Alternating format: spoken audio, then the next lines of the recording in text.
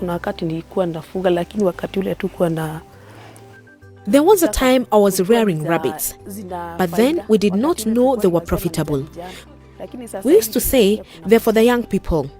But now there is a market, and if you hear the profits you will get, you really want to rear rabbits. That is why I have decided to join a group that will benefit me and other people.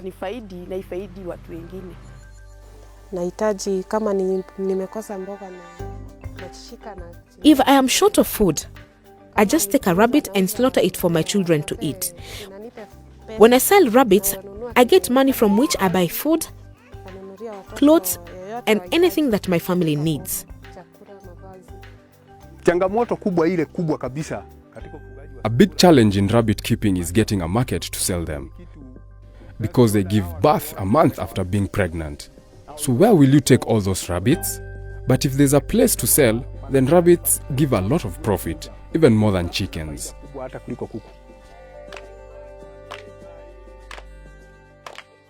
Mike and his neighbor in the village of Kikapu in Kenya will show us how to build a rabbit house using simple materials.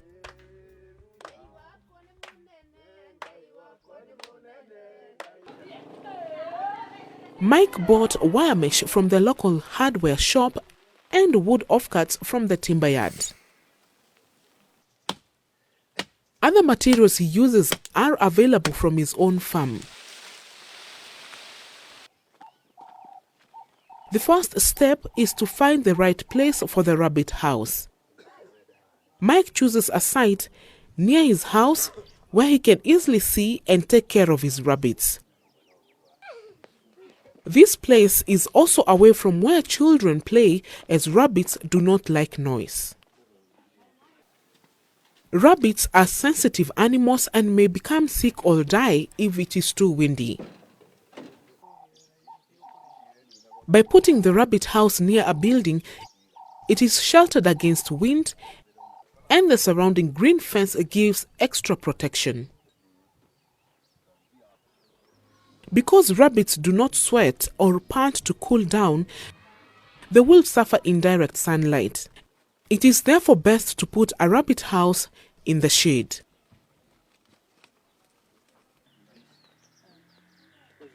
A raised house helps to protect the rabbits against rats and also allows the rabbit droppings to fall to the ground so that they do not collect on the floor of the cage.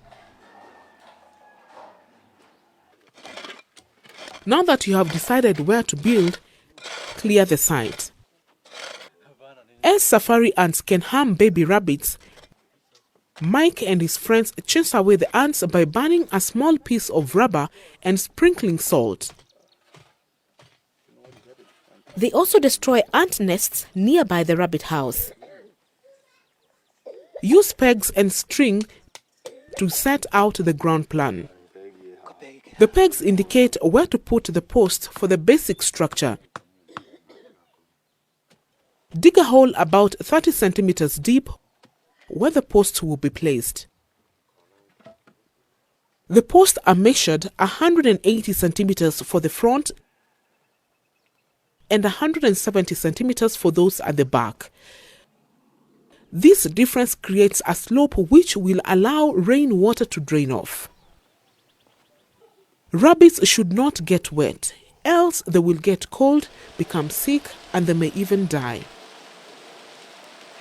The rabbit's house must be carefully built so that the rain does not get in, because if the rabbit gets wet, it will not survive. The posts must be strong as they support the walls, the floor, and roof. Place the posts upright in the holes. Then fill the holes with earth and pack well so that the post cannot move. Each pole measure 1 meter from the ground. This is where the floor will be set. A frame is made for the floor and another one for the roof. Mike uses offcuts nailed side by side on the floor structure, leaving some space between each. The rabbit house needs to be properly built. Leave gaps in the floor so that all the urine, dirt and droppings fall to the ground. Rabbit houses can also be made from metal when put inside a building. The spaces between the metal wires will allow the urine and droppings to fall to the concrete floor, making it easy to clean.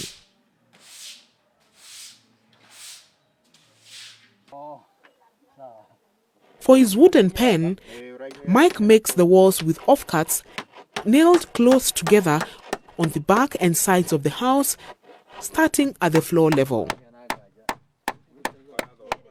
The inside of each pen should be as smooth as possible so the rabbits do not hurt themselves.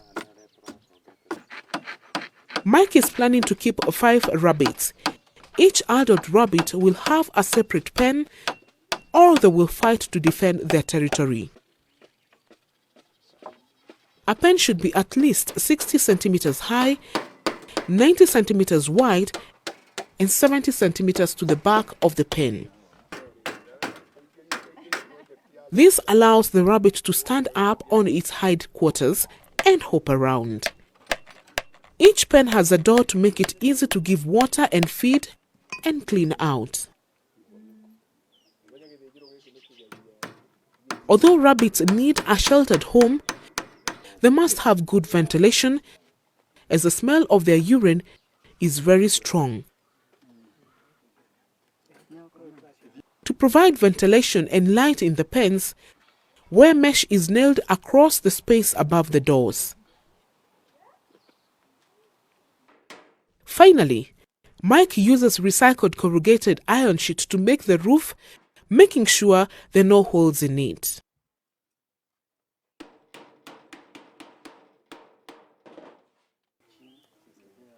Now that the rabbit house is ready, provide a small box with soft bedding to make a comfortable nest where the female can give birth.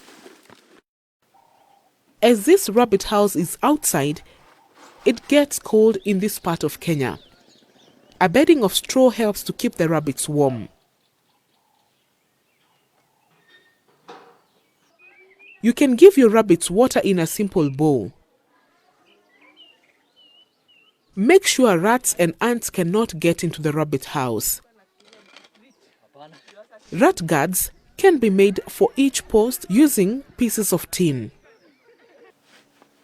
Smearing old engine oil on the base of the post will prevent the ants from crawling up. You can also sprinkle ash around the post of the rabbit house to deter ants. Putting ash under the rabbit house helps to reduce the smell of urine.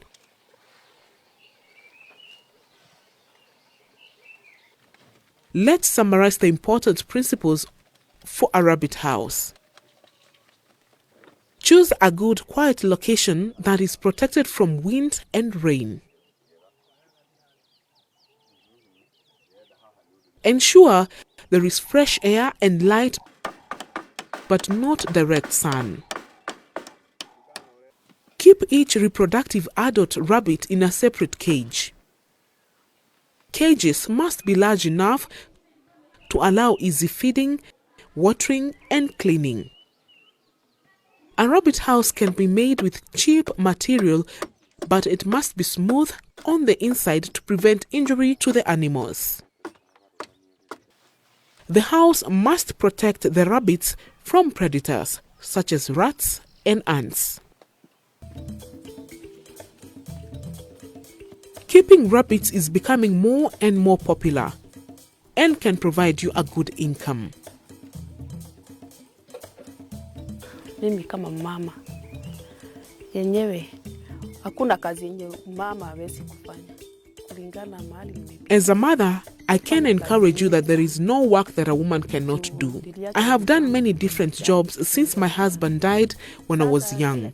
Everything, even a poultry house, I can build. So I tell women that a rabbit house is not difficult.